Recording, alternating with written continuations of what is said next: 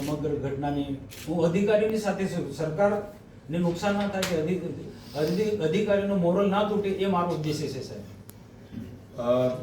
માનનીય સાંસદ સભ્યશ્રી, આપણા માટે બિલકુલ આદરણીય અને સન્માનજનીય છે, એમાં કોઈ બેમત નથી.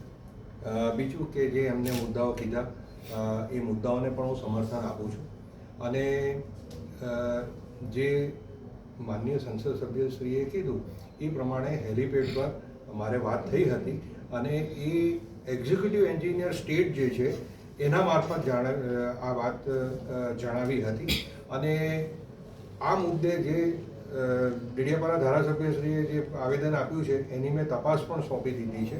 અને એ વાત મેં હેલીપેડ પર કીધી હતી. એમને જે એમના લેટરમાં કીધું કે અહીંયા કાર્યાલયમાં મારી ચેમ્બરમાં વાત કરી, તો એ વાત ખોટી છે. પણ હેલીપેડ પર આ વાત થયેલી અને આવી રીતના રૂપિયાની માંગણી થઈ છે એ પણ ત્યાં હેલીપેડ પર થયેલી. અને બીજું કે એ સીધી મારી સાથે એમને ટોક નથી કરી, પણ એક્ઝિક્યુટિવ એન્જિનિયરને મારફત કોન્ટ્રાક્ટરો મારફત આ માંગણી કરી છે. એ વાત મારે અન્ય સંસદ સભ્યશ્રી જોડે થઈ હતી. અને આ જિલ્લાની અંદર આપણે માનનીય મોદી સાહેબના એ 15 દિવસમાં આટલા 2 મોટા ભવ્ય કાર્યક્રમ થયા સફળતાપૂર્વક.